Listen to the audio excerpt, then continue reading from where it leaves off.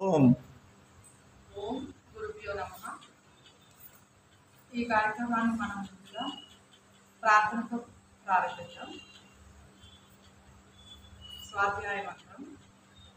ఓం సహనౌ భవతు సహనౌ భునత్తు సహ వీర్యం కరవావహై తేజస్వినామధీతమస్తు. ఓం భూర్భువస్వః తస్సవితుర్వరేण्यं భర్గో దేవస్య ధీమహి ధియో యో నః ప్రచోదయాత్. ఓం అసతో మా సద్గమయ తమసో మా జ్యోతిర్గమయ మృత్యోర్మా అమృతంగమయ. ఓం శాంతి శాంతి శాంతి.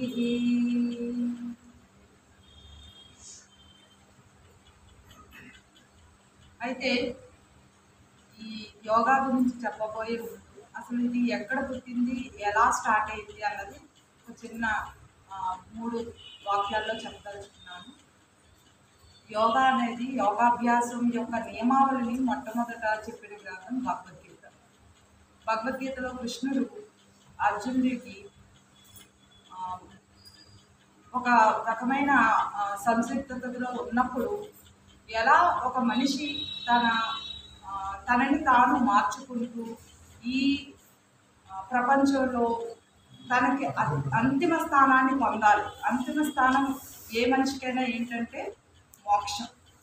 సో మోక్ష సాధనకు ఏమేమి చేయాలి, మనల్ని మనం ఎలా మార్చుకోవాలి అని శ్రీకృష్ణుడు అర్జునుడికి భగవద్గీతలో చెప్పడం జరిగింది. అందులో ముఖ్యంగా 6వ అధ్యాయం ఆత్మసంగమ యోగం. ఇందులో 16-17 శ్లోకాల్లో యోగా చేయడానికి ఎలాంటి లక్షణాలు, ఎలాంటి వాళ్ళు యోగ్యులు అవుతారు అన్నది చెప్పడం జరిగింది. అందులో శ్రీకృష్ణుడు ఇలా చెప్తాడు: ఎవరైతే అతిగా భుజిస్తారో, అతిగా అసలు తినకుండా ఉంటారో, లేదా అతిగా నిద్రపోతారో, లేదా అసలు నిద్రపోకుండా ఉంటారు, అలాంటి వాళ్ళకి యోగం సంబంధించింది. అలాగే ఎవరైతే తమ కార్యాచరణలు కానీ ఆహార విహారాలు పట్ల శ్రద్ధతో కానీ జాగ్రత్త అంటే లేచి ఉన్నప్పుడు నిద్ర సమయాలు సరిగ్గా పాటిస్తూ జాగ్రత్త స్వప్నాల ఎందు కరెక్ట్గా పాటిస్తారో వాళ్ళందరికీ దొక్కు నాశనం అయ్యి యోగ సిద్ధి లభిస్తుంది, జ్ఞాన సిద్ధి లభిస్తుంది అని చెప్పడం జరిగింది. సరే, అయితే ఈ యోగా ఎందుకు చేయాలి? ఇది ఇప్పుడు ప్రశ్న. యోగా ఎందుకు చేయాలి? దీనివల్ల ఏం లభిస్తుంది, ఏం జరుగుతుంది? మామూలుగా అయితే యోగా అంటే సామాన్య ప్రజలకి, ఈవెన్ నాకు కూడా ఈ యోగాలోకి ఎంటర్ అవ్వకముందు వరకు ఉండేది యోగా అనేది ఒక ప్రక్రియ. శరీరానికి చేసే ఆసనాలు, బాడీ వెయిట్ని తగ్గించుకోవచ్చు, ఇంతవరకు మాత్రమే ధ్యానం ఉంటుంది. కానీ యోగా అనేది ఒక వే ఆఫ్ లైఫ్, అదొక జీవన శైలి. దానిలో మనం శారీరక మానసిక ప్రశాంతతను పొందుతూ, శారీరకంగా మనల్ని మనం పర్ఫెక్ట్ చేసుకుంటూ, అలాగే మన ఆత్మని పరమాత్మతో అనుసంధానం చేసేదే యోగా. ఈ రకంగా మనం ఆల్రౌండ్ డెవలప్మెంట్ జరుగుతుంది అన్నమాట.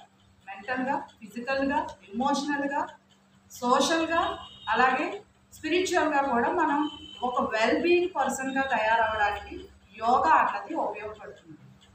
సో దీనిలో ఈ జీవన శైలి ప్రారంభించేటప్పుడు మనకు యాక్చువల్గా మన అన్ని ప్రాబ్లమ్స్కి కారణం మన మనసు, మన ఆలోచనలు. మన మనసు కరెక్ట్గా ఉంటే కనుక మనం యోగ సిద్ధిలో ఏదైతే సాధించాలి అనుకుంటున్నామో, ఆ భగవత్ సాక్షాత్కారాన్ని పొందాలనుకుంటున్నామో అది మనం పూర్తిగా పొందగలుగుతాం. సరే, దానికి ఏం చేయాలి? మొట్టమొదట శరీరాన్ని సరైన పద్ధతిలో మనం మలుచుకోవాలి. ఆ తర్వాత శరీరం సరైన పద్ధతిలో మలిన తర్వాత అది మనసును శుద్ధి చేస్తుంది, అది మనసు మీద ఎఫెక్ట్ చూపిస్తుంది. సో మన మనసు ఎప్పుడైతే కరెక్ట్ అయిన ఆలోచనలతో రావడం, మనసు మార్పు చెందడమే యోగా. సో అందుకని మనం ఫస్ట్ శరీరాన్ని కరెక్ట్ అయిన పద్ధతిలోకి తీసుకురావాలి. దాని ద్వారా మనసులోని ఆలోచనను మార్చుకోవాలి. దాని ద్వారా మన ఆత్మ పరమాత్మతో కలయిక జరుగుతుంది. సో దానికోసం ఫస్ట్ ఏం జరగాలి?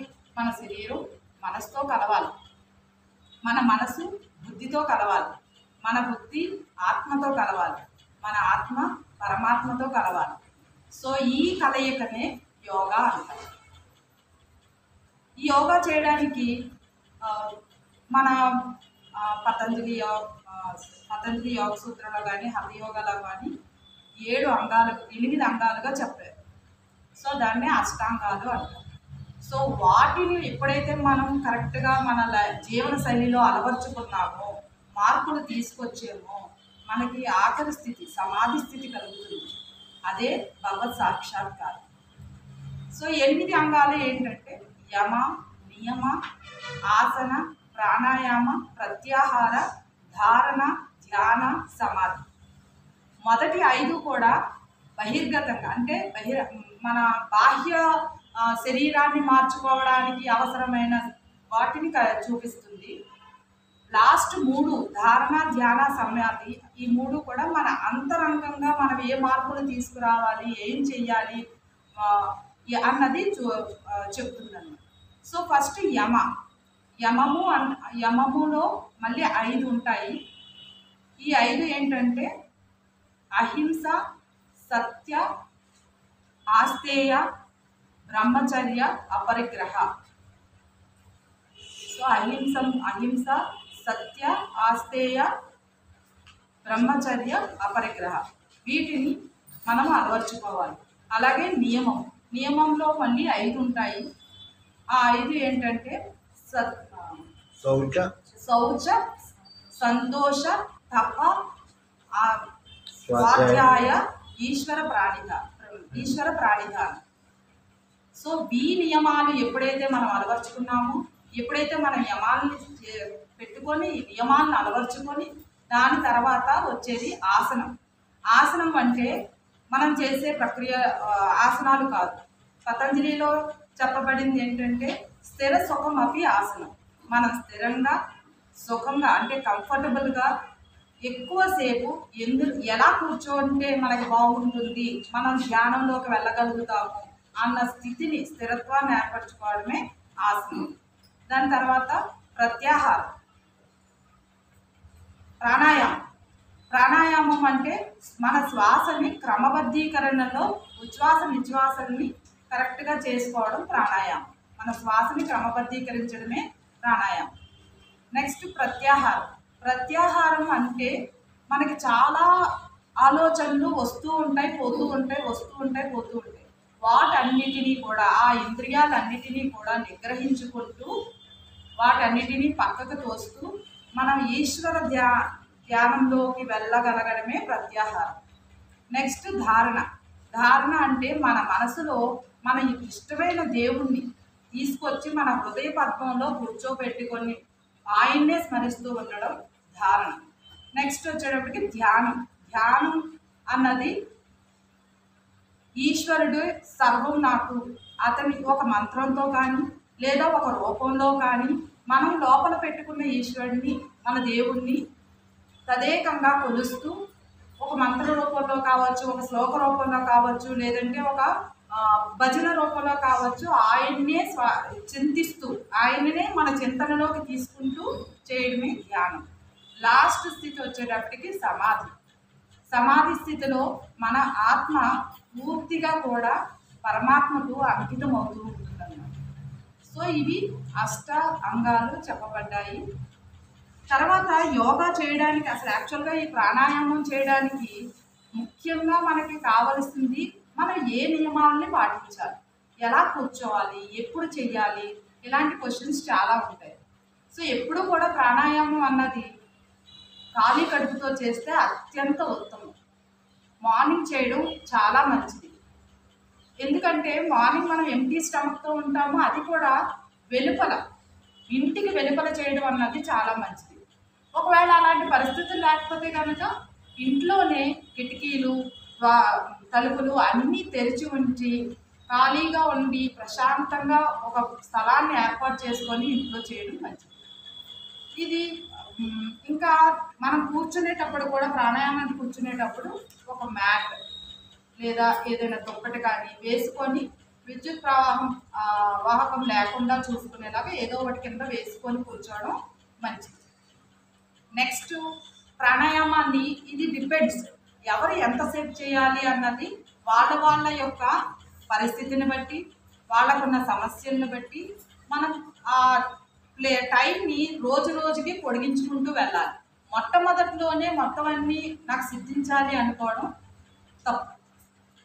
నెమ్మదిగా దానిని పెంచుకుంటూ వెళ్ళాలి. మొదట తక్కువతో మొదలు పెట్టండి. 2 నిమిషాలు చేయండి, 3 నిమిషాలు చేయండి, 5 నిమిషాలు చేయండి. తర్వాత నెమ్మదిగా అలవాటు పడి అరగంట సేపు, గంట సేపు కూడా చేయడానికి అవకాశం ఉంటుంది. అది సాధారణంగా ఏ ప్రాబ్లమ్స్ లేని వాళ్ళైతే జస్ట్ 10 నిమిషాలు, పావు గంట, అరగంట చేయొచ్చు. కానీ తీవ్ర సమస్యలతో బాధపడుతున్న వాళ్ళు ఎవరైనా ఉంటే మాత్రం ఆ టైంని పొడిగించుకుంటూ వాళ్ళ ప్రాబ్లమ్స్ని రెక్టిఫై చేసుకునే పద్ధతిలో ప్రాణాయామం చేయాలని చెప్పబడింది. సో ఇలా ప్రాణాయామాలు చేయడానికి ముందు మనం ఫస్ట్ ఆసనం ఇంపార్టెంట్, మనం కూర్చున్న స్థితి ఇంపార్టెంట్.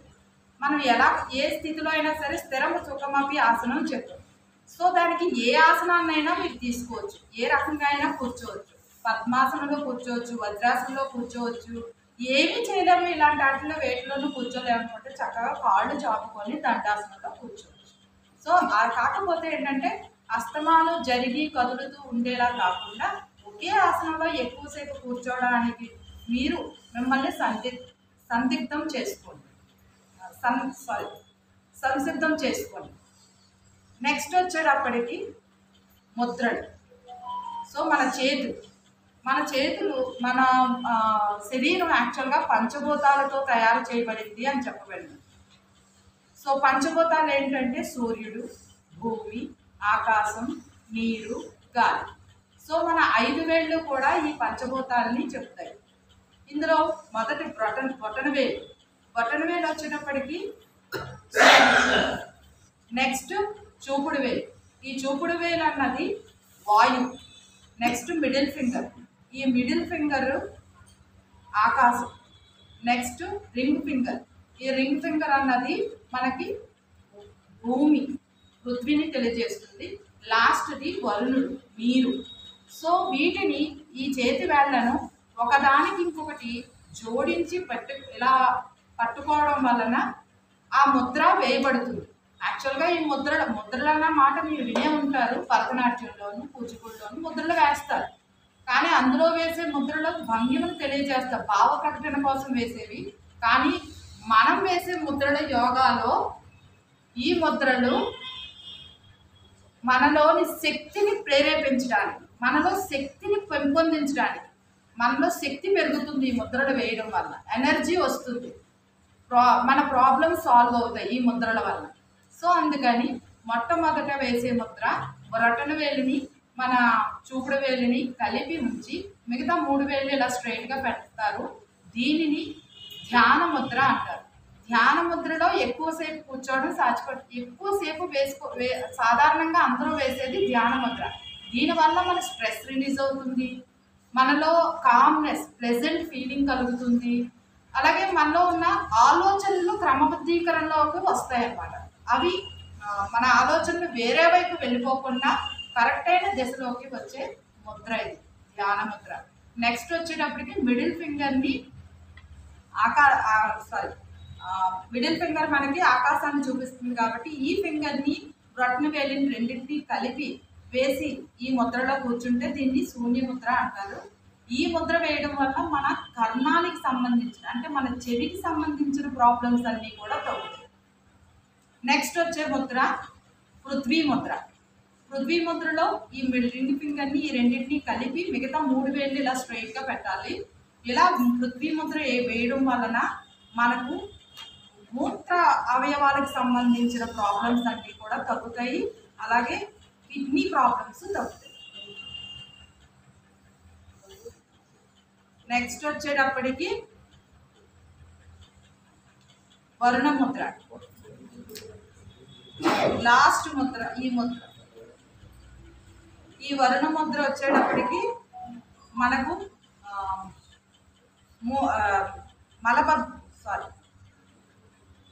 ఇది మూత్ర వ్యవస్థకు సంబంధించిన ప్రాబ్లమ్స్ అన్నీ కూడా తగ్గుతాయి. ఇది మూత్ర వ్యవస్థకు సంబంధించిన ప్రాబ్లమ్స్ తగ్గుతాయి. అలాగే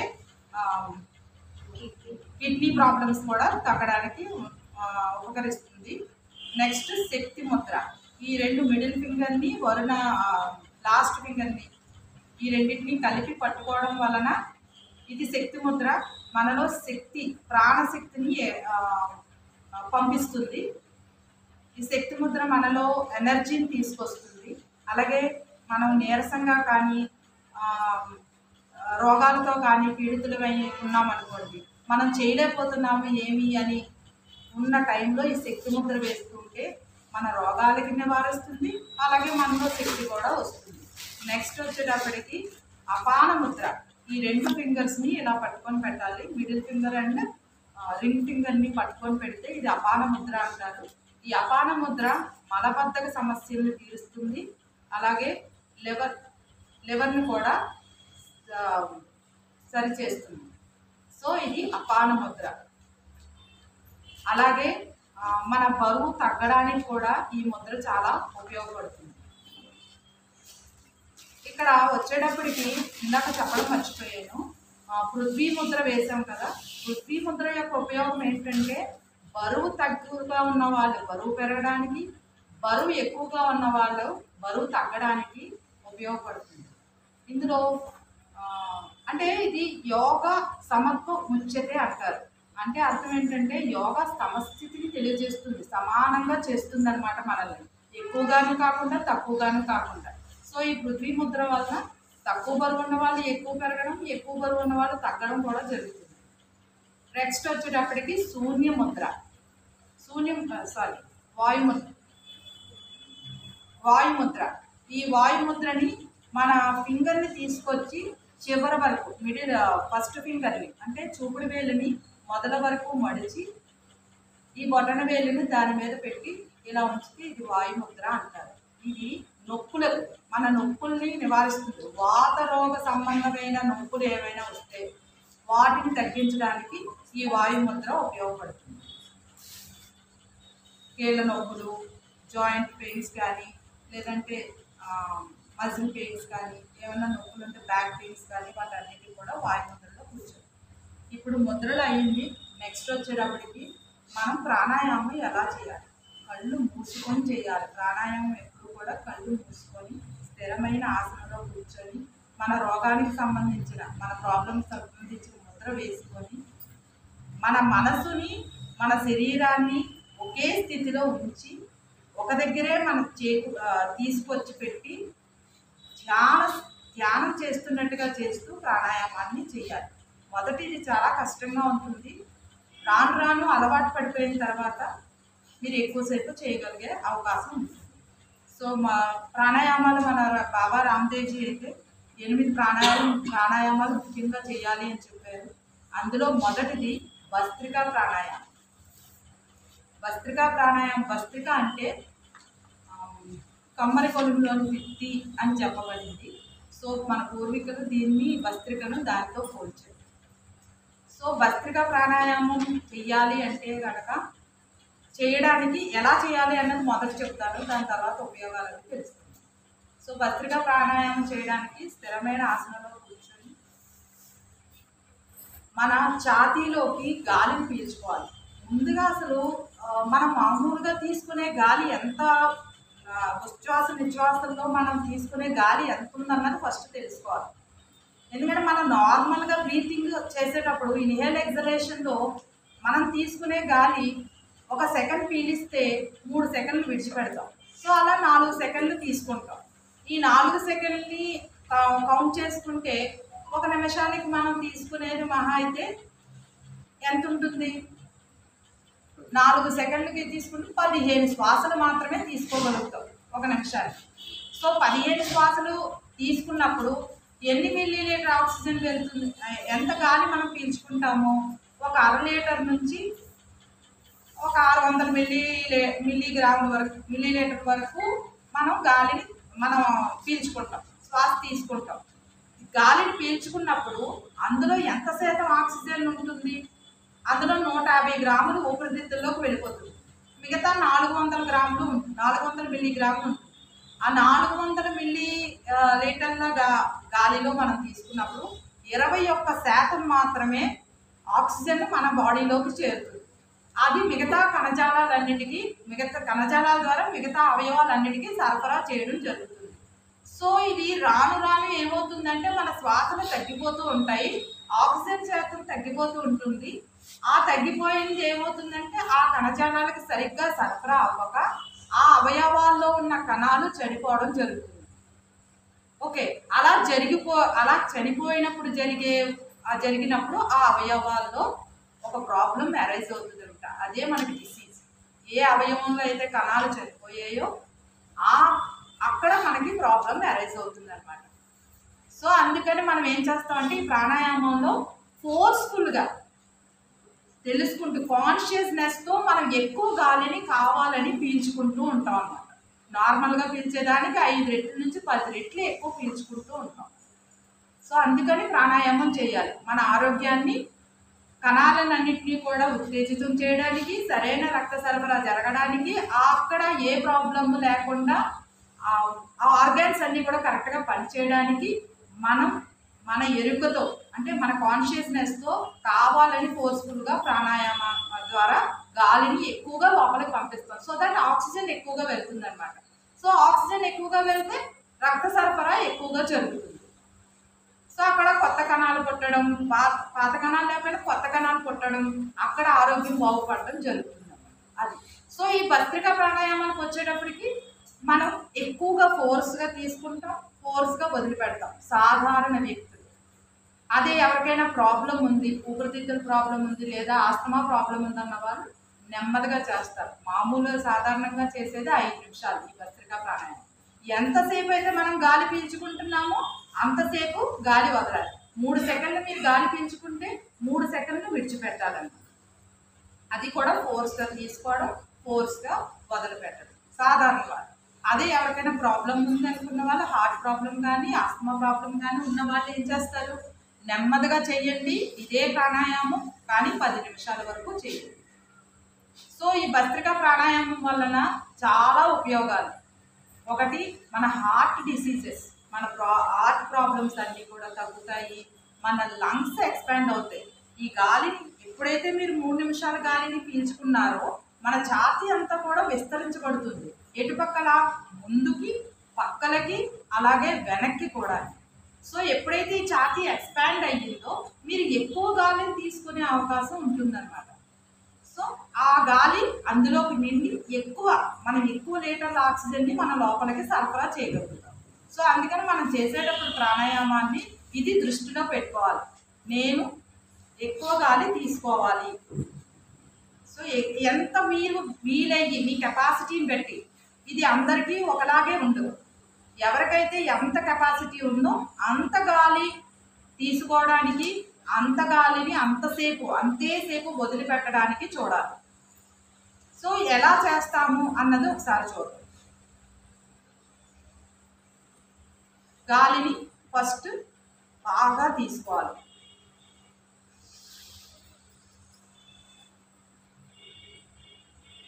చెస్ట్ ఇలా ఎక్స్పాండ్ అవుతుంది.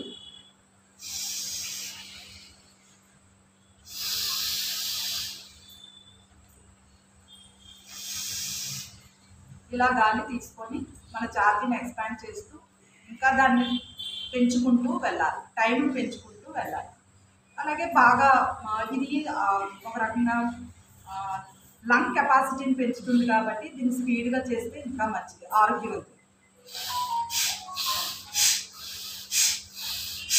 ఇలా స్పీడ్గా చేయడం వల్ల మీ లంగ్ కెపాసిటీ ఇంకా ఎక్కువగా పెరుగుతూ ఉంటుంది. నెక్స్ట్ దీన్ని వచ్చేటప్పటికి మీకు గొంతు సంబంధించిన సమస్యలన్నీ తగ్గుతాయి. థైరాయిడ్ కానీ, లేదంటే కఫం ఎక్కువ చేరిపోవడం వల్ల వచ్చిన ప్రాబ్లమ్స్ కానీ, దురద కానీ, లేదంటే అవన్నీ తగ్గుతాయి. అలాగే మన డైజెస్టివ్ సిస్టంలో ఉన్న అన్ని ప్రాబ్లమ్స్ కూడా క్లియర్ అవుతాయి. అలాగే లంగ్స్కి సంబంధించిన ప్రాబ్లమ్స్, మన రెస్పిరేటరీకి సంబంధించిన ప్రాబ్లమ్స్, మైగ్రేన్ కానీ ఆస్తమా కానీ శ్వాసకోశ వ్యాధులు ఏమైనా ఉంటే అవి కూడా తగ్గుతాయి. అలాగే ఊపిరితిత్తుల సమస్యలు కూడా తగ్గుతాయి. మనకి మెంటల్గా ప్రశాంతతనిస్తుంది, ఎక్కువ కాన్సన్ట్రేషన్ పెంచుతూ ఉంటుంది అన్నమాట. మనం ఆ శ్వాస నిశ్వాసాల మీద శ్వాస మీద ఎక్కువగా కాన్సన్ట్రేట్ చేసే అవకాశం ఉంటుంది. రెండో ప్రాణాయామం వచ్చేటప్పటికి భస్త్రిక ప్రాణాయామం తర్వాత కపాలభాతి ప్రాణాయామం. కపాలం అంటే కుర్రె, భాతి అంటే ప్రకాశం, బ్రైట్నెస్. సో ఇది యాక్చువల్గా షట్క్రియల్లో ఒకటి. ఇది క్లెన్జింగ్ ద బాడీ అన్నమాట. మన బాడీని క్లీన్ చేసుకునే ఒక ప్రక్రియ. సో దీన్ని ప్రాణాయామాల్లో చేర్చడం జరిగింది. సో ఈ కపాలభాతి ప్రాణాయామం వల్ల ఫస్ట్ వెయిట్ తగ్గుతారు, లాస్ ఆఫ్ వెయిట్ జరుగుతుంది. అలాగే మన మెదడు యొక్క ఆలోచనలు కరెక్ట్గా ఉంటాయి. మన శరీరం మనసు సరిగ్గా పనిచేయాలంటే మన మెదడు చాలా ఇంపార్టెంట్. మన మెదడు పనితీరు బాగుంటుంది. ఆ మెదడు పనితీరుని సక్రమంగా చేసేదే ఈ కపాలభాతి ప్రాణాయామం. అలాగే మన డైజెస్టివ్ సిస్టంలో ఉన్న ఆర్గాన్స్ అన్నీ కూడా కరెక్ట్గా వర్క్ చేస్తాయి. ఎందుకంటే మనం కపాలభాతి చేసేటప్పుడు పొట్ట మీద ప్రెషర్ ఇస్తాము. పొట్ట దగ్గర నుంచి మన బ్రెయిన్ వరకు, బుర్ర వరకు కూడా ప్రెషర్ ఇస్తాం అన్నమాట. సో ఆ ఒత్తిడి కలగజేయడం వలన అక్కడ డైజెస్టివ్ సిస్టమ్ కింద నుంచి ఈ మీద వరకు ఉన్న అన్ని ఆర్గాన్స్ కూడా కరెక్ట్గా పనిచేయడం, బాగుపడడం జరుగుతుంది అన్నమాట. సో ఈ కపాలభాతి ప్రాణాయామం ఎవరు చేయాలి, ఎవరు చేయకూడదు? ఆరోగ్యంగా ఉన్న వాళ్ళు మినిమం 15 నిమిషాలు చేయాలి. మ్యాక్సిమం అన్నది వాళ్ళ శక్తి అనుసారం చేయొచ్చు. మినిమం ఎవరైనా సరే 15 నిమిషాలు. ఎవరు చేయకూడదు అంటే సర్జరీస్ చేయించుకున్న వాళ్ళు కానీ, ఏదైనా హార్ట్ ప్రాబ్లమ్స్తో ఆపరేషన్స్ అయిన వాళ్ళు కానీ, హార్ట్ ప్రాబ్లమ్స్ ఉన్న వాళ్ళు కానీ, ఇలాంటి ఏమైనా హైయెస్ట్ ప్రాబ్లమ్స్ ఉన్న వాళ్ళు ఎవరు కూడా ఈ కపాలభాతిని అది ప్రాబ్లమ్ క్యూర్ అయ్యేంత వరకు తగ్గించడం మంచిది. అలాగే మినిస్ట్రల్ పీరియడ్స్లో ఉన్న వాళ్ళు చేయకూడదు. అంటే ప్రెగ్నెంట్ లేడీస్ కూడా ఈ ప్రాణాయామం చేయకూడదు. నెక్స్ట్ ఈ కపాలభాతి ప్రాణాయామం ఎలా చేయాలి? ఇది చేయడానికి ముందు జస్ట్ మనం దగ్గుతాం. మామూలుగా ఎలా అయితే దగ్గుతామో అలా తగ్గినప్పుడు మన గాలి ఫోర్స్ఫుల్గా మన నోట్లో నుంచి వస్తుంది. మన నోటి నుంచి ఎప్పుడైతే గాలి వస్తుందో ఈ పొట్ట అన్నది లోపలికి వెళ్తుంది. బాగా గమనించండి, ఇలా లోపలికి వెళ్తుంది. సో ప్రెషర్ అన్నది పొట్ట మీద పడుతుంది, గొంతు మీద పడుతుంది, అలాగే ఇక్కడ వరకు చేరుతుంది. ఇదే పద్ధతిలో నోరు మూసుకొని మన పెదాలు మూసి దగ్గి శబ్దం లేకుండా తగ్గడం వలన ఫోర్స్ఫుల్గా గాలి అన్నది మన ముక్కు రంధ్రాల ద్వారా బయటకు వస్తుంది. అయితే ఇక్కడ ముఖ్యంగా గమనించవలసింది ఏంటంటే, మీరు దగ్గేటప్పుడు ఒకసారికి రెండోసారికి తీసుకునేటప్పుడు సేమ్ టైం మెయింటైన్ చేయాలి. అంటే సెకండ్కి ఒకసారి దగ్గాలి. సో అలా సెకండ్కి ఒకసారి తగ్గితే నిమిషానికి 60 సార్లు కపాలభాతి ప్రాణాయామం చేయడానికి అవకాశం ఉంది. ఇలా ప్రెషర్ని తీసుకొచ్చి స్టమక్ దగ్గర అలాగే గొంతు దగ్గర చేయడం వలన థైరాయిడ్ ప్రాబ్లమ్స్, హార్ట్ ప్రాబ్లమ్స్, లేదంటే రెస్పిరేటరీ ప్రాబ్లమ్స్, కఫం పట్టి మనకు ఉన్న ప్రాబ్లమ్స్ ఇవన్నీ కూడా మొత్తం తగ్గుతాయి. అలాగే బరువు తగ్గడానికి ఇది చాలా బాగా ఉపయోగపడుతుంది. ఒక్క 10 నిమిషాలు కపాలభాతి చేయడం వలన 200 గ్రాములు బరువు ఖచ్చితంగా తగ్గవచ్చు. నెక్స్ట్ మూడో ప్రాణాయామం చాలా ఇంపార్టెంట్గా చెప్పబడింది, బాహ్య ప్రాణాయామం. సో ఈ బాహ్య ప్రాణాయామం అన్నది ఎలా చేస్తారు? ఈ బాహ్య ప్రాణాయామం చేసేటప్పుడు మనం శ్వాసను తీసుకొని నార్మల్గా తీసుకొని ఒకేసారి ఎక్సెల్ చేయాలి అని చేసి మహాబంధం వేయాలి. మహాబంధం అంటే 3 బంధాలు వేస్తాం అన్నమాట. మూలబంధం, ఉడ్డియాన బంధం, అలాగే జలాంధ్ర బంధం. ఈ 3 బంధాలని త్రిబంధం అని కూడా అంటారు. సో ఈ బంధాలు ఎందుకు వేయాలంటే మూలబంధం అన్నది మన యానస్ పార్ట్ని టైట్గా పైకి లాగి పొత్తికట్టుని పైకి సాగదీయాలి.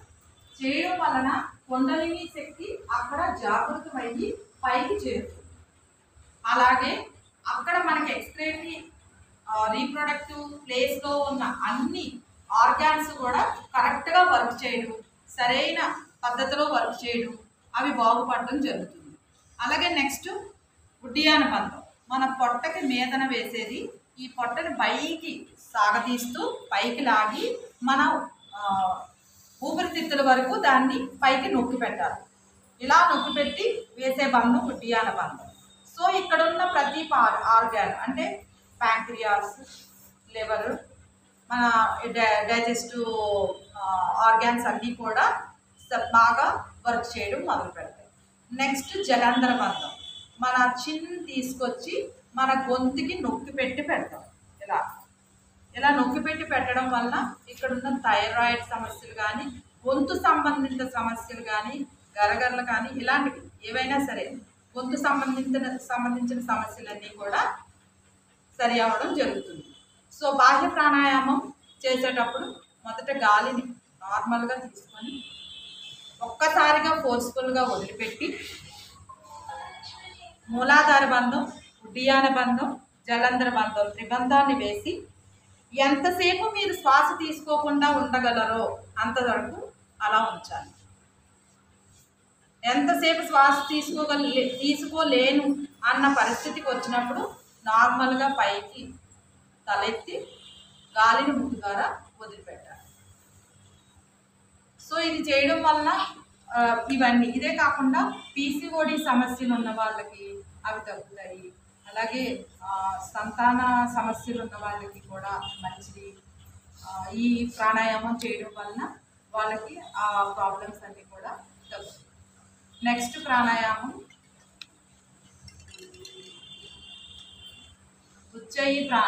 అనులోమ విలోమ ప్రాణాయామం. అనులోమ విలోమ ప్రాణాయామం సర్వరోగ నివారిణి అని చెప్పబడుతుంది. సో ఇది ఈ ప్రాణాయామాన్ని ఎందుకు సర్వరోగ నివారిణి అన్నారంటే ఇది మన మెదడు పనితీరును సరిచేస్తుంది. మనకి 2 మెదడులు ఉంటాయి, ఎడమవైపు కుడివైపు. ఎడమవైపు మెదడు కుడివైపు భాగాలన్నిటినీ సరిచేస్తుంది, కుడివైపు మెదడు ఎడమవైపు భాగాలన్నిటినీ కూడా సరిచేస్తుంది. సో మనం ఈ ప్రాణశక్తి మన గాలి శ్వాస ద్వారా మెదడుకి పంపిస్తాం అన్నమాట. మెదడుకి ఎప్పుడైతే అది గాలి చేరిందో ఆ మెదడుకు చేరి రక్త సరఫరా బాగా జరిగి ఆ ఎడమ మెదడులోను కుడి మెదడులోను బాగా రక్త సరఫరా జరిగి వాటి యొక్క వైపు ఉన్న ఆ బాడీ పార్ట్స్ అన్నీ కూడా సరిగ్గా వర్క్ చేయడానికి బాగా హెల్ప్ చేస్తాయన్నమాట. అందుకని అనులోమ విలోమ ప్రాణాయామాన్ని సర్వరోగ నివారిణి అని అంటారు. సో ఇది చేయడానికి ముందు మనం బొట్టవేలుతో కుడి నాసికాన్ని, కుడివైపు ఉన్న ముక్కుని మూసి రంధ్రాన్ని మూసి ఎడమవైపు గాలిని పీల్చుకోవాలి. ఇటువైపు ఇలా గాలిని పీల్చుకొని తర్వాత ఎడమవైపు మూసి కుడివైపు విడిచిపెట్టాలి. అలాగే మళ్ళీ కుడివైపు పీల్చుకొని మూసి ఎడమవైపు విడిచిపెట్టాలి. సో ఈ శ్వాస ప్రక్రియ ఒక శ్వాస అని చెప్పబడుతుంది అన్నమాట.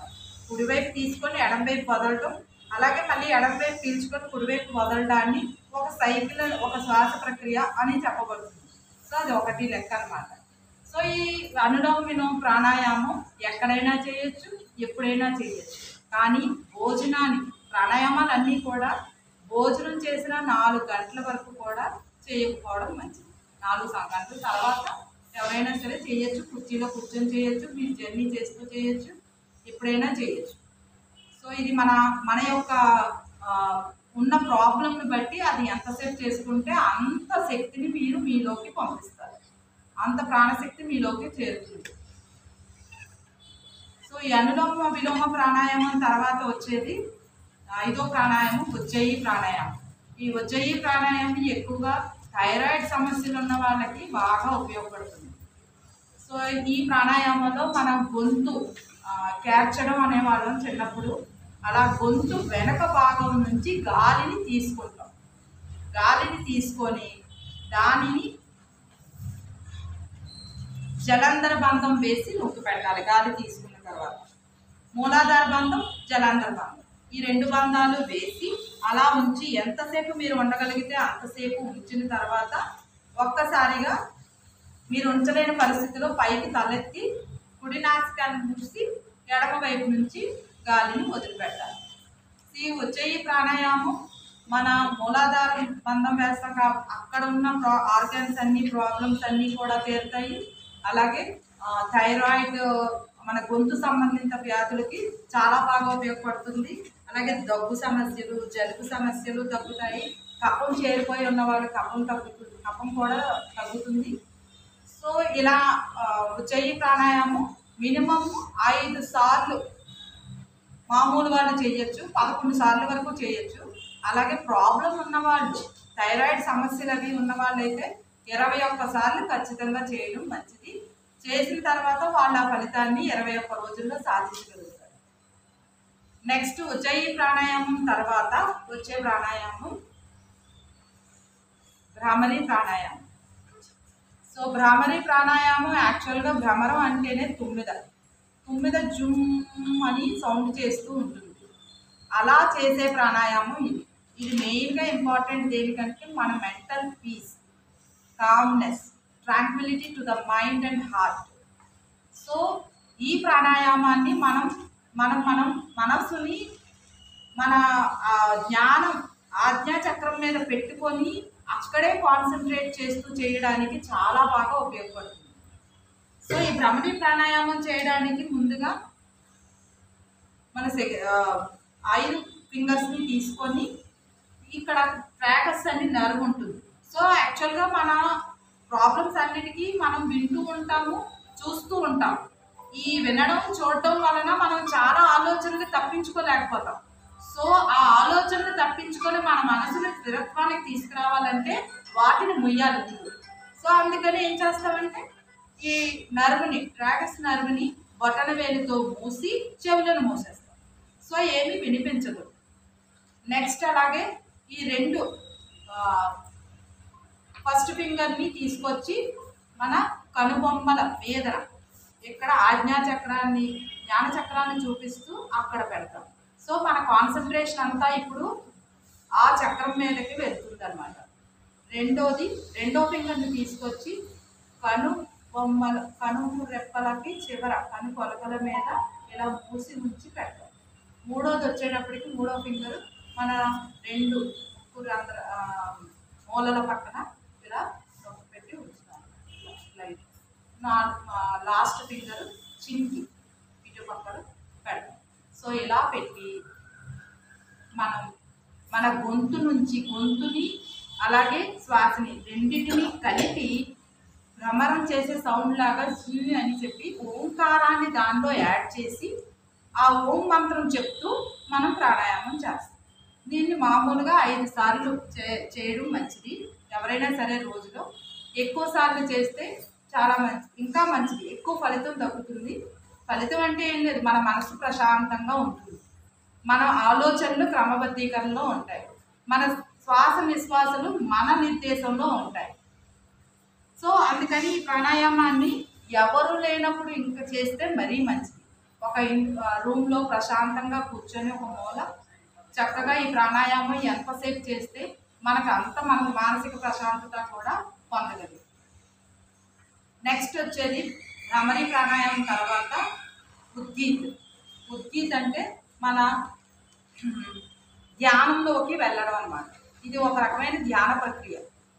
సో ఎడమ చేతిని కిందన, కుడి చేయి పైన పెట్టుకొని మన కళ్ళు మూసుకొని మన హృదయంలో ఆ భగవంతుడిని పెట్టుకొని, మనం ఏ భగవంతుడిని అయితే ఇష్టపడుతున్నామో ఆయన పెట్టుకొని ఓం అనే మంత్రాన్ని బహిరంగంగా ఉచ్చరిస్తూ లాంగ్గా, అది కూడా ఎక్కువసేపు ఓం మంత్రాన్ని ఎక్కువసేపు ఉచ్చరిస్తూ మన ఆలోచనలన్నీ కూడా భగవంతుడి మీదే ఉండాలి, మనం చెప్పే మంత్రం మీదే ఉండాలి, మనం తీసుకునే శ్వాస మీద ఉండాలి.